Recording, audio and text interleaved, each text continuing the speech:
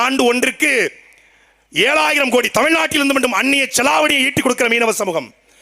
இந்தியாவில் கிட்டத்தட்ட 7 லட்சம் டன் மீன்கள் பிடிக்கப்படுகிறது. அதில் அதிகமாக தமிழ்நாட்டிலிருந்து 1,10,000 டன் மீன்கள் இந்தியாவிலிருந்து பிடித்து வெளிநாடுகளுக்கு ஏற்றுமதி செய்யப்படுகிறது.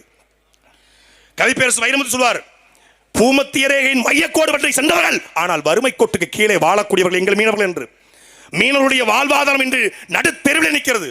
ஒரு பக்கம் சாராயம், ஒரு பக்கம் இலங்கை கடற்படை, இன்னொரு பக்கம் தனியார் முதலாளியுடைய டாடா போன்ற ரிலையன்ஸ் போன்ற பிஷிங் போற்றி வைத்த மொத்த மீன்களையும் அள்ளி கொண்டு செல்கிறான். மீன் தொழில் இன்றைக்கு நடுத்தருக்கு வந்துவிட்டது.